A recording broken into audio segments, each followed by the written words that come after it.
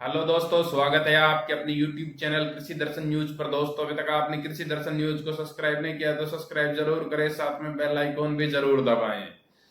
तो दोस्तों, 18 अगस्त 2023 वार शुक्रवार गेहूं के बाजारों पर चर्चा करेंगे। और काफी दिन हो गए चर्चा किए हुए। लास्ट वीडियो बनाया था जब गेहूं का अपना शॉर्ट टर्म का स्टॉप लॉस हिट हुआ था 2520 का, कि भाई अब स्टॉप लॉस हिट हो गया, यहाँ से बाजारों से निकल जाना चाहिए। उसके बाद 2500 और अब 2480 2 दिन से गेहूं यहीं पे बना हुआ है।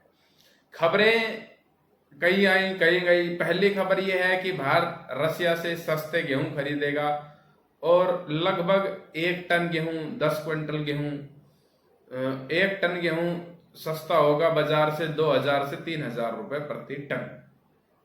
यदि क्विंटल की बात की जाए तो लगभग 200 से 300 रुपए क्विंटल बाजार से गेहूं सस्ता होगा और दूसरी अंतरराष्ट्रीय मार्केट से सस्ता होगा। इसके ऊपर केंद्र सरकार विचार कर रही है और जल्द ही इस प्रकार की घोषणा हो सकती है।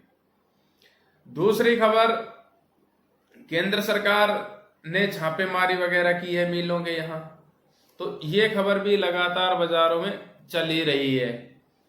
उसके अलावा आज एक खबर हो रही कि केंद्र सरकार ने गैर बासमती चावल, दोनों का लगभग खाने में यूज है, गैर बासमती चावल के निर्यात के ऊपर रोक लगा दी है।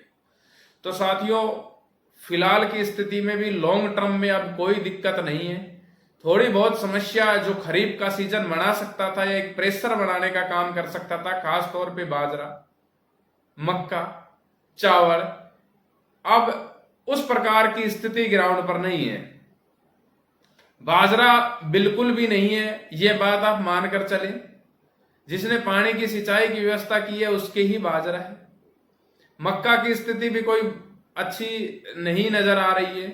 और चावल की कुछ एक बेल्ट हरियाणा पंजाब में जहां स्थिति ठीक ठाक थी, वहां बारिश ने, बाढ़ ने पहले बहुत नुकसान किया है, लेट की बिजाई है। मध्य प्रदेश उत्तर प्रदेश, झारखंड और बिहार में, पश्चिम बंगाल में बारिश न होने से सूखे की स्थिति है। तो खाद्यान्न की स्थिति इस समय खरीफ की खराब हो गई है और बिगड़ गई है। ये एक पॉजिटिवली आगे चल के गेहूं के प्राइस एक्शन पर पॉजिटिव इंपैक्ट डालता हुआ नजर आएगा। फंडामेंटल स्ट्रॉन्ग से और स्ट्रॉन्ग हुए हैं, चाहे सरकार किसी भी प्रकार के एक्शन या कोई सस्ता वस्ता गेहूं लेने की सोच रही हो। वैसे क्रूड ऑयल भी बहुत सस्ता आया था, पर आखिरी में उपभोक्ताओं को कोई राहत नहीं मिली। तो कंपनियां जब आयात करें तो कोई बड़ी बात भी नहीं है कि सस्ता लेके भी पूरा का पूरा मार्केट रेट और मार्जिन पर बेचा जाए। 2100 में गेहूं खरीद के आटा मिलें, वही बाजार रेट पर भी बेच रही हैं जो एफसीआई से खरीद के। तो कोई इस बात से ऐसा कोई इंपैक्ट नहीं है। हाँ, इसका कोई अलग सिस्टम कोई बनाती है बिक्री का या कुछ और करती है तो 1% इसमें तकलीफ आएगी बाजार में, वो हल्की या स्टेबिलिटी, नेगेटिविटी नहीं, स्टेबिलिटी। तो निचले लेवल यहां से अब यहां पे क्या करने की जरूरत है?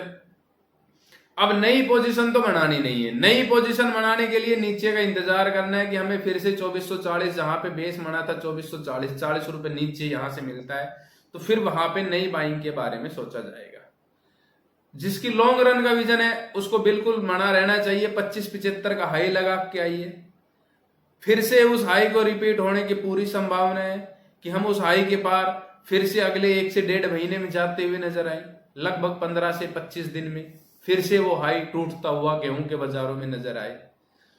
बाकी शॉर्ट टर्म में जो स्टॉप लॉस हिट हो गया था तो पोजीशन एग्जिट की हो गई थी। शॉर्ट टर्म में नई पोजीशन बनाने के लिए या तो हमें 25-20 के पार जाने का इंतजार करना पड़ेगा यदि हम एज ए ट्रेडर नई पोजीशन बनाते हैं तो, या फिर हमें 2440 का इंतजार करना चाहिए कि 2440 के आसपास आए तो वहां पे खरीदारी करें। अभी बाजार नो ट्रेंड जोन में है, यहाँ पे बाजार स्टेबिलिटी के साथ कामकाज करता हुआ अगले कुछ दिन नजर आना चाहिए, 1 से 2 दिन। उसके बाद इस बाजार में पॉजिटिव अपसाइड बनती हुई नजर आनी चाहिए। लगातार सरकारी खबरों के विपरीत भारतीय बाजार चलेंगे।